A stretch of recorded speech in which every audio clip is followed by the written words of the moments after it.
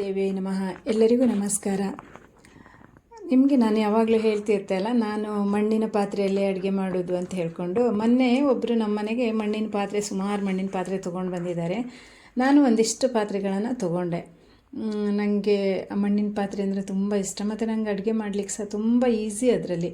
ಅದು ಯಾಕೆ ಅಂತ ಹೇಳಿದರೆ, ಅದು ಬೇಗ ಬಿಸಿ ಆಗೋದಿಲ್ಲ, ಆದರೆ ಬಿಸಿ ಆದ ನಂತರ ಬೇಗ ತರಕಾರಿ ಎಲ್ಲ ಬೆಂದು ಬಿಡುತ್ತೆ, ಮತ್ತು ತುಂಬ ಒಳ್ಳೆ ರೀತಿಯಲ್ಲಿ ಬೇಯ್ತದೆ. ಈಗ ಕುಕ್ಕರಲ್ಲಿ ಬೇಯಿಸಿದ ಹಾಗೆ ಬೇಯ್ತದೆ. ಈ ಬೇರೆ ಪಾತ್ರೆಯಲ್ಲಿ ಬೇಯಿಸಿದರೆ ಆ ಥರ ಬೇಯೋದಿಲ್ಲ. ಇದರಲ್ಲಿ ಅಷ್ಟು ಚೆನ್ನಾಗಿ ಬೇಯ್ತದೆ, ಮತ್ತು ತುಂಬ ಒಳ್ಳೆಯದಲ್ಲ ಹೆಲ್ತಿಗೂ ಅದು. ಹಾಗಾಗಿ ನಾನು ಯಾವಾಗಲೂ ಮಣ್ಣಿನ ಪಾತ್ರೆನೇ ಯೂಸ್ ಮಾಡ್ತೇನೆ. ಈಗ ಕೆಲವರು ನನ್ನ ಹತ್ರ ಹೇಳಿದರು, ಮಣ್ಣಿನ ಪಾತ್ರೆ ತೊಗೊಂಡಿದ್ದಾರೆ, ನನ್ನದನ್ನು ನೋಡಿ, ನಾನು ಮಾಡೋದನ್ನೆಲ್ಲ ನೋಡಿ ಸುಮಾರು ಜನ ತೊಗೊಂಡಿದ್ದಾರೆ. ಅದನ್ನು ಉಪಯೋಗಿಸೋದು ಹೇಗೆ, ಅದು ತುಂಬ ವಾಸನೆ ಬರ್ತದೆ, ಮಣ್ಣಿನ ವಾಸನೆ ಬರ್ತದೆ, ಏನು ಮಾಡಿದರೂ ಮಣ್ಣಿನ ವಾಸನೆ ಬರ್ತದೆ, ಹೇಗೆ ಉಪಯೋಗಿಸ್ಬೇಕು ಹಾಗೆಲ್ಲ ಕೇಳ್ತಾಯಿದ್ರು. ಅದಕ್ಕೆ ನಾನು ನಿಮಗೂ ಹೇಳ್ತೇನೆ, ನೀವೇನಾದರೂ ಮಣ್ಣಿನ ಪಾತ್ರೆ ತೊಗೊಂಡಿದ್ರೆ ಅದಕ್ಕೆ ಮೊದಲು ಅದನ್ನು ಹಾಗೆ ಉಪಯೋಗಿಸ್ಬೇಡಿ. ಹಾಗೆ ಉಪಯೋಗಿಸಿದರೆ ಅದು ಸ್ವಲ್ಪ ಅದೇ ಮಣ್ಣಿನ ಸ್ಮೆಲ್ಲೆಲ್ಲ ಬರ್ತದೆ. ಹಾಗಾಗಿ ನೀವು ಅದಕ್ಕೆ ಸ್ವಲ್ಪ ಎಣ್ಣೆ ಹಚ್ಚಿ ಫಸ್ಟಿನ ದಿನ ಸರಿ ಅದಕ್ಕೆ ಬಳಾಲೆ ಎಣ್ಣೆ ಹಚ್ಚಿ ಬಿಡಿ. ಎಣ್ಣೆ ಹಚ್ಚಿ ಅದನ್ನು ಹಾಗೆ ಇಟ್ಬಿಡಿ. ನೋಡಿ, ನೆಕ್ಸ್ಟ್ ಡೇ ನೋಡುವಾಗ ಅದು ಫುಲ್ ಡ್ರೈ ಆಗಿ ಇರ್ತದೆ. ಆಮೇಲೆ ನೀವು ಮತ್ತೆ ಪುನಃ ಅದಕ್ಕೆ ಎಣ್ಣೆ ಹಚ್ಚಿ, ತೆಂಗಿನ ಎಣ್ಣೆ, ಕಡಲೆ ಎಣ್ಣೆ ಅಥವಾ ಸಾಸಿವೆ ಎಣ್ಣೆ ಯಾವುದಾದ್ರೂ ಆಗುತ್ತೆ, ಹಚ್ಚಿ ಮತ್ತೆ ಹಾಗೆ ಬಿಡಿ ನೀವು ಅದನ್ನು. ಆಮೇಲೆ ನೋಡಿ, ಅದು ಮತ್ತೆ ನೆಕ್ಸ್ಟ್ ಡೇ ಕೂಡ ಹಾಗೆ ಡ್ರೈ ಆಗಿರುತ್ತೆ. ಆಮೇಲೆ ನೀವು ನೆಕ್ಸ್ಟ್ ಡೇ ಹಚ್ಚಿ 3 ದಿನ ಕೂಡ ಹಚ್ಬೋದು. ನಿಮಗೆ ಟೈಮ್ ಇದ್ದರೆ ನೀವು 3 ದಿನವೂ ಮಾಡ್ಬೋದು. ನಾನು 2 ದಿನ ಹಚ್ಚುತ್ತೇನೆ. 3ನೇ ದಿನಕ್ಕೆ ಈಗ ಗಂಜಿ ತಿಳಿ ಇರ್ಬೋದು, ಅಥವಾ ಏನಾದರೂ ಸಿಪ್ಪೆ, ನೀವು ತರಕಾರಿ ಕೊಯ್ದಿದ್ದು ಸಿಪ್ಪೆ, ಅದು ಇದು ಬಾಳೆಹಣ್ಣಿನ ಸಿಪ್ಪೆ, ಈರುಳ್ಳಿ ಸಿಪ್ಪೆ ಅಂಥದ್ದೆಲ್ಲ ಹಾಕಿ ತುಂಬ ನೀರು ಹಾಕಿ ಚೆನ್ನಾಗಿ ಕುದಿಸಿ. ನೋಡಿ, ಸರಿ ಕುದಿಸಿ, ಕುದ್ದು ಆಮೇಲೆ ಅದು ಸರಿ ಕುದಿ ಬಂದಮೇಲೆ ಅದನ್ನು ಇಳಿಸಿ ಸ್ವಲ್ಪ ತಣ್ಣಗಾಗುವವರೆಗೆ ಬಿಟ್ಟು, ಆಮೇಲೆ ಅದನ್ನು ನೀರನ್ನೆಲ್ಲ ತೆಗೆದು ಸೋಪ್ ಹಚ್ಚಿ, ಅಥವಾ ನೀವು ಯಾವುದೇ ಡಿಶ್ ವಾಶ್ ಯಾವುದು ಯೂಸ್ ಮಾಡ್ತೀರೋ ಅದರಲ್ಲಿ ತೊಳ್ಕೊಳ್ಳಿ, ಚಂದ ಮಾಡಿ ತೊಳ್ಕೊಳ್ಳಿ. ಆಮೇಲೆ ಪುನಃ ಅದಕ್ಕೆ ತೆಂಗಿನ ಎಣ್ಣೆ ಹಚ್ಚಿ ಹಾಗೆ ಇಡಿ. ಆಮೇಲೆ 1 ದಿನ ಬಿಟ್ಟು ನೀವು ಅಡುಗೆಗೆ ಅದನ್ನು ಬಳಸ್ಬೋದು. ಆಗ ನಿಮಗೆ ಅದು ಮಣ್ಣಿನ ವಾಸನೆ ಬರೋದಿಲ್ಲ. ಮತ್ತು ಫಸ್ಟಿಗೆ ಸ್ಟಾರ್ಟಿಂಗ್ ಸ್ವಲ್ಪ 1-2-3 ಸರಿ ಮಾಡುವವರೆಗೆ ಸ್ವಲ್ಪ ಸ್ಮೆಲ್ ಬರುತ್ತೆ.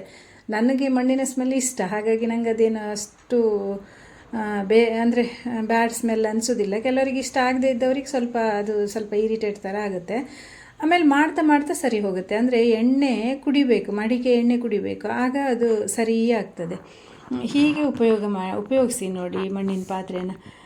ಸ್ಟಾರ್ಟಿಂಗ್ ಒಂದಷ್ಟು ದಿನ ಮಾತ್ರ ನಿಮ್ಗೆ ಸ್ವಲ್ಪ ಕಿರಿಕಿರಿ ಅನಿಸೋದು, ಆಮೇಲೆ ಚೆಂದ ಬರ್ತದೆ ಅಡುಗೆ ಮಾಡಿದರೆ, ಅಷ್ಟು ಟೇಸ್ಟ್ ಇರ್ತದೆ ಅದರಲ್ಲಿ ಅಡುಗೆ ಮಾಡಿದರೆ.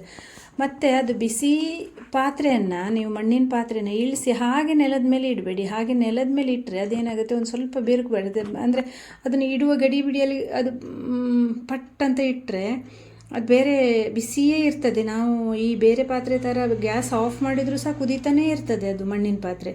ಅಂದರೆ ತುಂಬ ಬಿಸಿ ಇರ್ತದೆ ಪಾತ್ರೆಗಳು. ಅದನ್ನು ಇಳಿಸಿ ನಾವು ನೆಲದ ಮೇಲೆ ಇಟ್ಟಾಗ ಅದಕ್ಕೆ ಸ್ವಲ್ಪ ಅದರದ್ದು ತಳಭಾಗ ಇತ್ತಲ್ಲ, ಅದು ಬಿರುಕು ಬೀಳುವ ಸಂಭವ ಇರ್ತದೆ. ಹಾಗಾಗಿ ನೀವು ರಿಂಗ್ ಸಿಗುತ್ತಲ್ಲ, ಆ ರಿಂಗ್ ಮೇಲೆ ನೀವು ಆ ಮಡಿಕೆಯನ್ನೇ ಇಳಿಸಿ ಇಡಿ, ಮಣ್ಣಿನ ಪಾತ್ರೆಯನ್ನು ಇಳಿಸಿ ಇಡಿ. ಹಾಗೆ ಮಾಡಿದರೆ ನಿಮ್ಗೆ ತುಂಬ ವರ್ಷ ಬಾಳಿಕೆ ಬರ್ತದೆ. ನನ್ನ ಹತ್ರ ಸಾಧಾರಣ ಒಂದು 15 ವರ್ಷದ ಮಡಿಕೆ ಕೂಡ ಇವತ್ತಿಗೂ ಚೆನ್ನಾಗಿದೆ, ಒಡಿಲೇ ಇಲ್ಲ. ಅದು ವಾಶ್ ಮಾಡುವಾಗ ಕೂಡ ನೀವು ಸ್ಟೀಲ್ನರಲ್ಲೇ ಅದನ್ನು ತಿಕ್ಕಬೇಕಾಗತ್ತೆ. ನೀವು ಈ ಮಾಮೂಲಿ ಸ್ಪಾಂಜ್ ಬ್ರಷಲ್ಲೆಲ್ಲ ತಿಕ್ಕಿದರೆ ಅದು ಕ್ಲೀನ್ ಆಗೋದಿಲ್ಲ. ಸ್ಟೀಲ್ನರ್ ಇಟ್ಕೊಂಡೇ ಇರಬೇಕಾಗತ್ತೆ. ಮಣ್ಣಿನ ಪಾತ್ರೆಯನ್ನು ವಾಶ್ ಮಾಡಲಿಕ್ಕೆ ಸ್ಟೀಲ್ನರ್ನಲ್ಲೇ ವಾಶ್ ಮಾಡಬೇಕು ನೀವು, ಆಗ ಮಾತ್ರ ಅದು ಕ್ಲೀನ್ ಆಗುತ್ತೆ. ಒಂದು ಸರಿ ನಿಮ್ಗೆ ಅದು ಅಭ್ಯಾಸ ಆಯಿತು ಹೇಳಿದರೆ ನಿಮ್ಗೆ ಬೇರೆ ಪಾತ್ರೆ ಇಷ್ಟನೇ ಆಗೋದಿಲ್ಲ. ನನಗೀಗ ಹಾಗೆ ಆಗಿದೆ. ನನಗೆ ತುಂಬ ವರ್ಷದಿಂದ ನಾನು ಉಪಯೋಗಿಸ್ತಾ ಇದ್ದೆ ಅಲ್ಲ, ನಂಗೆ ಬೇರೆ ಯಾವುದೇ ಪಾತ್ರೆಯಲ್ಲಿ ಮಾಡಿದರೂ ಕೂಡ ನನಗೆ ಇಷ್ಟ ಆಗೋದಿಲ್ಲ, ಮಣ್ಣಿನ ಪಾತ್ರೆನೇ ಬೇಕಾಗುತ್ತದೆ. ಹಾಗಾಗಿ ನೀವು ಕೂಡ ಅದನ್ನು ಉಪಯೋಗಿಸೋದಾದರೆ ಇದೇ ಮೆಥಡಲ್ಲಿ ಉಪಯೋಗಿಸಿ ನೋಡಿ, ನೀವು ಚೆನ್ನಾಗಿರ್ತದೆ. ಎಲ್ಲರೂ ಮಣ್ಣಿನ ಪಾತ್ರೆಯನ್ನು ಉಪಯೋಗಿಸಿ. ಯಾಕೆಂತ ಹೇಳಿದರೆ ಅದು ನಮ್ಮ ಹೆಲ್ತಿಗೆ ತುಂಬ ಒಳ್ಳೆಯದು. ಬೇರೆ ಪಾತ್ರೆಗಳಿಂದ ಕೆಲವೊಂದು ಈ ಅಲ್ಯೂಮಿನಿಯಂ ಪಾತ್ರೆಗಳನ್ನು ಮಾತ್ರ ಯಾವುದೇ ಕಾರಣಕ್ಕೂ ನೀವು ಉಪಯೋಗಿಸ್ಲಿಕ್ಕೆ ಹೋಗಬೇಡಿ. ಅದು ತುಂಬ ಕೆಟ್ಟದಾಗಿ ಇರ್ತದೆ. ಅದು ನೀವು ನೋಡಿ, ಸ್ವಲ್ಪ ಖಾರ ಮತ್ತು ಹುಳಿ ಎಲ್ಲ ಹಾಕಿ ಏನಾದರೂ ನೀವು ಸಾಂಬಾರು ಮಾಡಿ ಇಟ್ಟರೆ ನೆಕ್ಸ್ಟ್ ಡೇ ಅದರಲ್ಲೆಲ್ಲ ಒಂಥರ ಬಂದಿರ್ತದೆ, ಒಂಥರ ಕಜ್ಜಿ ಥರ ಬಂದಿರ್ತದೆ. ಅಂದರೆ ಅದು ಕೆಮಿಕಲ್ ಬಿಡುತ್ತದು. ಆ ಪಾತ್ರೆ. ಹಾಗಾಗಿ ಅದು ಹೆಲ್ತಿನ ಮೇಲೆ ಕೂಡ ತುಂಬ ಪರಿಣಾಮ ಬೀರುತ್ತಲ್ಲ.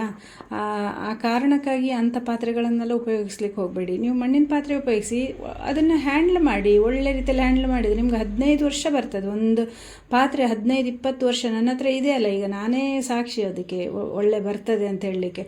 ಮತ್ತು ಅದು ಎಣ್ಣೆ ಕುಡಿದ ಮಣ್ಣಿನ ಪಾತ್ರೆ ಇದೆಯಲ್ಲ, ಅದು ಒಡೆಯೋದು ಕೂಡ ಇಲ್ಲ, ಅದು ಒಳ್ಳೆ ಬರ್ತದೆ. ಸಾಧಾರಣ ನೀವು ಬೀಳಿಸಿದ್ರೂ ಒಡೆಯೋದಿಲ್ಲ, ಅದು ಅಷ್ಟು ಗಟ್ಟಿ ಬರ್ತದೆ. ನಮಸ್ಕಾರ. ನನ್ನ ಈ ಒಂದು ಮೆಥಡ್ ಉಪಯೋಗಿಸಿ ನನಗೆ ನೀವು ಕಮೆಂಟ್ ಮಾಡಿ ಏನಾಗುತ್ತೆ, ಹೇಗಿದೆ ಅಂತ ಹೇಳಿಕೊಂಡು, ಆಯಿತಾ? ಧನ್ಯವಾದಗಳು.